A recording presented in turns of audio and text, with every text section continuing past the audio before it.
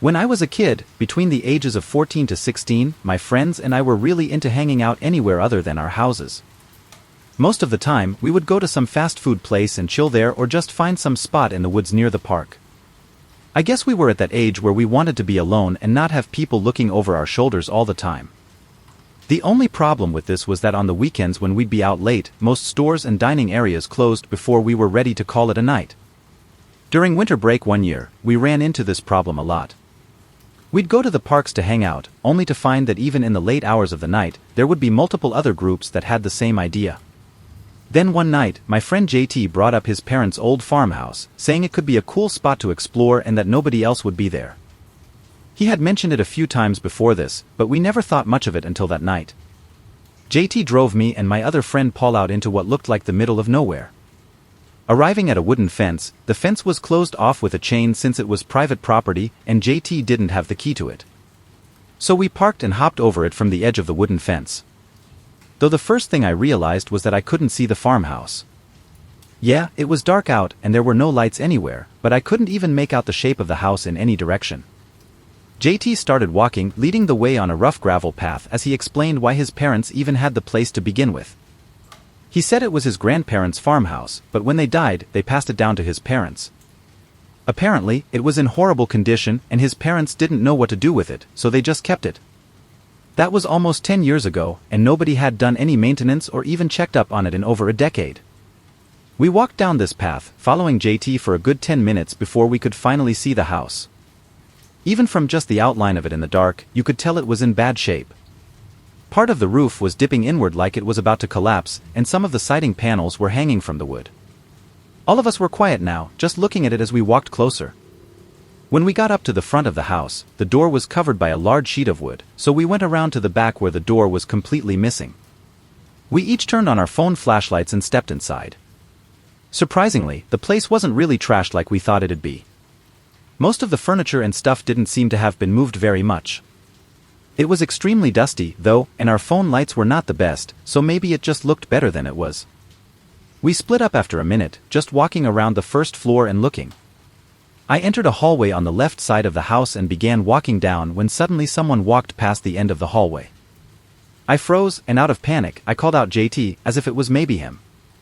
But I already knew it wasn't. The man I saw, although it was dark, was much taller and thinner than either of my friends. I stepped back and started to go where I'd last seen the two of them. When I turned around the corner and held up my light, both JT and Paul were standing in the middle of the room, looking away from me. I stepped into the room and looked where their lights were pointing. At the edge of the light, the man was standing and staring right back at them. It was like they were all frozen in fear, unsure of what to make of the situation. "Guys, let's just leave," I said shakily, but trying to act calm so the guy didn't do anything. But that must have triggered everyone's reactions because suddenly we were all sprinting to the back door and running out into the open field. I can't even say for sure if the man chased us out, but JT says he was confident he heard footsteps right behind him. We pretty much ran straight back to the car and drove off, not taking any more risks. I think we can all assume that the man was just a squatter or homeless person defending the place he calls home. But without a good look at him, it's hard to say for sure. JT said he'd tell his parents about it so they could lock down the farmhouse, but he never went through with it. The experience I've had, and if JT was right and the man was trying to chase us, then we got really lucky to have all gotten out unharmed because he was worried about getting in trouble for going there. Whatever happened that night remains the most horrifying.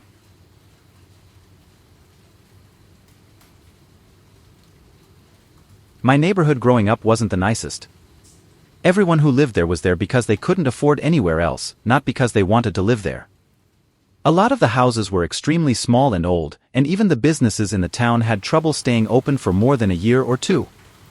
When I was young, it was pretty common for us to go to these houses and businesses that had been abandoned and just mess around in them. The police had to have known this was going on since every kid in town was doing it, but they didn't do anything about it. Anyway, when I was really young, my elementary school shut down, and the building was never repurposed. So when I was older and exploring these rundown places, I was intrigued to see what the school looked like now. On a Saturday night, my buddy Ryan and I went to the school. We didn't have cars, so we had to walk about 4 miles from his house to get there. This building, even before it was abandoned, I always found a little bit creepy. It was on the edge of town, buried in the woods with a chain-link fence around it. It just really did not seem like a place for an elementary school. We climbed over and went to the side of the building to see if there was a window to get in. Lucky for us, almost every window had already been smashed open. I jumped in first, followed by Ryan. The first thing we did was just stand there and listen to hear if anyone else was inside. There was this very loud hollow creaking noise the building was making, but it sounded like we were alone. We walked down the hallway, peeking into some of the rooms.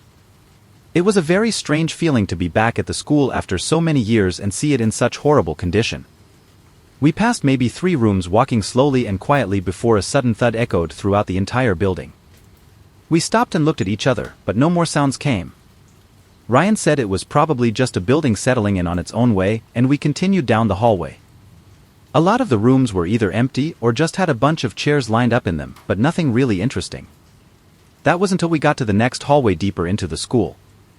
This hallway had chairs scattered throughout, blocking the way through. We had to push them aside just to get to the rooms. The first room was locked, so we went down to the second room on the left side and looked in, seeing what looked like clothes hanging from the ceiling. I walked in and looked at it, unsure why or how those got there. After a moment, I wondered why Ryan hadn't said anything and if he was seeing what I saw. I turned around, and as my head moved across the room, I caught a glimpse of a figure in the far back. I shot my eyes to the far wall, seeing a disheveled man staring at us as he stood with something in his hand. To make it all worse, he had almost no clothing on. I quickly glanced at Ryan, who had his eyes fixed on the man as well. Before he grabbed my arm and pulled me back into the hallway, immediately we heard something metal being thrown across the room toward the door we were at, followed by a horrific scream. We sprinted down the hallway and out the first open window we saw, then ran as far away as we could before losing our breath on the rest of the walk home. We put the pieces together and realized the man was likely holding a knife, which was probably what he tried throwing at us. Considering his unstable state, it's likely the man was really dangerous, and had we stayed any longer or not noticed him, we might not have made it out.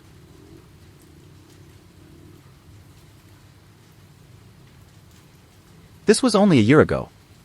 At the time, it had been a while since my last camping trip, and for a few months leading up to this, I was just really wanting to get out and camp like I always used to do. I finally had gotten some time off work and planned out a trip right away. There were some mountains not far, about a 2-hour drive from me, and there were plenty of trails on it. I scrolled through the pictures, but eventually just decided to choose once I got there. I wasn't too worried about the trail and really just wanted to sit by my tent and relax for most of the time. I drove up to the mountain with 4 days' worth of camping supplies and food. This wasn't really a popular mountain that people came to a lot, so there weren't many parking areas.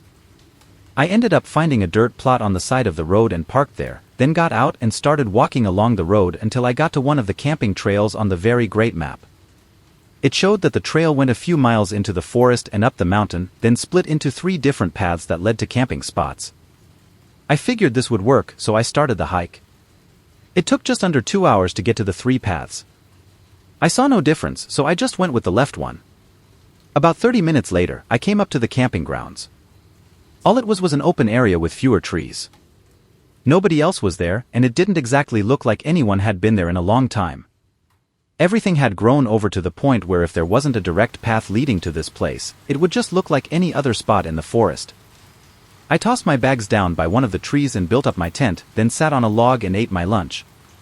After that, I kind of just sat there, writing in my journal and listening to the birds. Once the sun was starting to get lower, I had to get a fire going to keep me warm, so I got up and walked around the perimeter of the camping grounds to find sticks to use. But not too far from my tent, I found something strange, a path leading off into the woods. Not a regular trail, though, this was very clearly a footpath formed by someone walking that same route over and over. Usually, these types of paths grow over quickly when not used, so the fact that it was so clear and noticeable was odd. I finished collecting sticks and prepped the campfire, but something about that path made me feel uneasy, and I just wanted to check what it was before camping the night right next to it. I grabbed my bag and started following the thin path. The more I walked on it, the more sure I was that someone was here recently. After a 15-minute walk, I reached the end out in the woods. Just beyond the path, there was a small cabin. It looked like it was decaying and abandoned. The wood was splintering, with entire boards missing, and the door was left wide open. I walked up to it and looked around, wondering why a footpath would lead to an abandoned hut in the woods. It was too far for someone to just stumble upon it. Curious, I peered in through the doorway. It was dark inside and I couldn't really see much, but I could tell that it wasn't empty. There were things in there. I was about to take a step inside, but a sudden voice from behind me startled me away. "Leave, go away," a man said sternly, almost angrily. I faced him standing about 10 feet away. The man told me again to leave, and without saying a word, I did as he said. As I walked away, I looked back once, seeing the man standing at the end of the path and watching me to make sure I was leaving.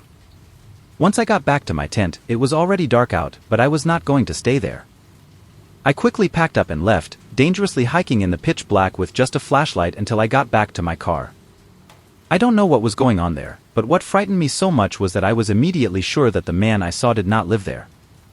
He was wearing regular clean clothes and had no signs of even being out there for more than a couple of days, which makes me question why he was out there and why he needed me to leave. How did the footpath form if he didn't live there, or was there someone else that did? The whole thing has me asking 100 questions, and I don't think there's ever going to be answers.